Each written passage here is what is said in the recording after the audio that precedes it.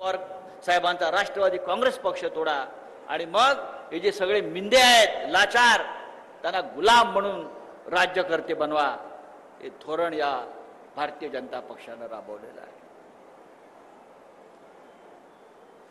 लोहा कंधारमध्ये प्रवेश केला मी. मला वाटतं 1 वर्षापूर्वी मी आलो होतो. खूप फरक पडलाय तेव्हा आणि आता.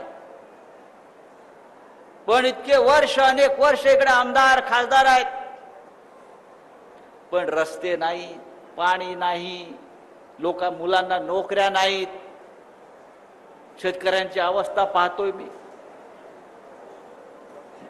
जो लोहा कंधारचा ती पिढी निजामाशी लढली, निजामाना या भागामध्ये निजामाला संघर्ष करावा लागला,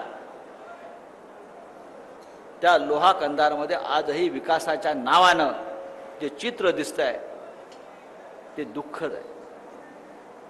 सध्याचे आमदार कुठे आहेत, त्याच्या आधीचे आमदार कुठे होते हे सोडून द्या.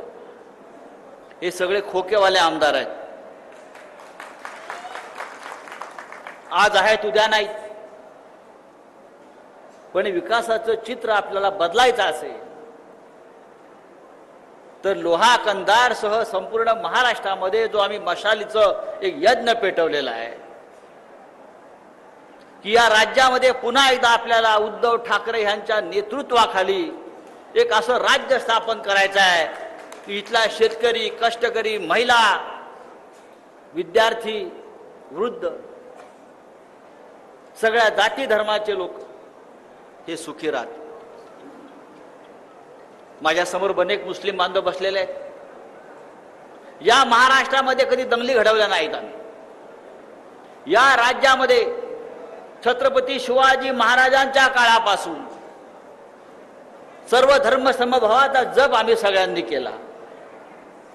जो या राज्याच्या विकासाला हातभार लावेल, जो हे राज्य आपलं आहे, जो या महाराष्ट्रामध्ये मराठी म्हणून उभा राहील, असा कोणत्याही जाती धर्माचा नागरिक हा आमचा आहे, ही आमची भूमिका कायम राहिली.